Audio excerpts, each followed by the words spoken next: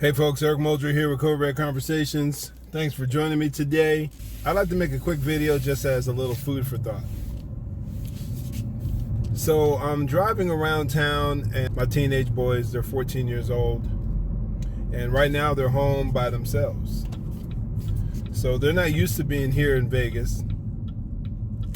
So I wanted to make a point to ensure that they knew certain steps to take care of themselves if something bad happens. So it just caused me to think, and I want to make this video as a way of offering a reminder for those of you out there who are parents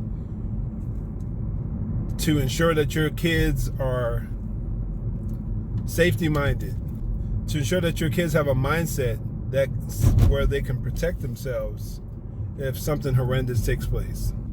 Worst case scenario, most likely being if someone decided to break in while you weren't at home. If someone knocks on the door while you're gone, the first thing is make sure that your kids know not to say that you aren't home. You know, someone knocks on the door, could be a UPS guy, could be the mailman. That person could be there for honest reasons, but you don't want your kids to develop a habit of just letting everyone know that they're home alone.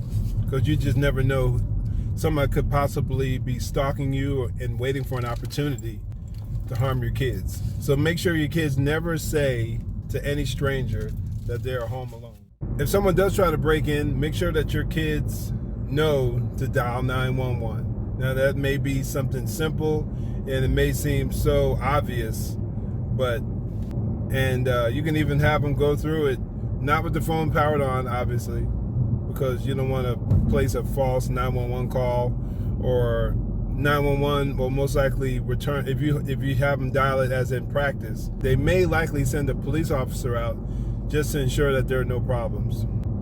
But you can have them practice possibly with, just go through the motion, so to speak, so they're aware of doing it, because when the stress is on, in a real life situation, there's always a possibility for panic to set in and them to not know what to do and freak out as opposed to respond rationally. Again, we're talking about kids here. Another point being that if someone does attempt to break in, to lock themselves in a room, hide. Quote unquote experts may differ on what's better. Would it be better to lock yourself in a room and hide, or whether it be better to flee? Now I think that each response can be fitting, but it all depends on the situation that you're dealing with. So I would say that if the house is burning down, obviously there's no reason to lock yourself in the house. If someone's trying to get away and there's a way to get out and they know where to go to get help, then that may be a wise move also. I say practice both and go over some potential scenarios so that your kids know what to do. Talk about them, seek out help from experts, do some searching online. I wouldn't say that there's a hard, fast rule always. It all depends on exactly what they're dealing with.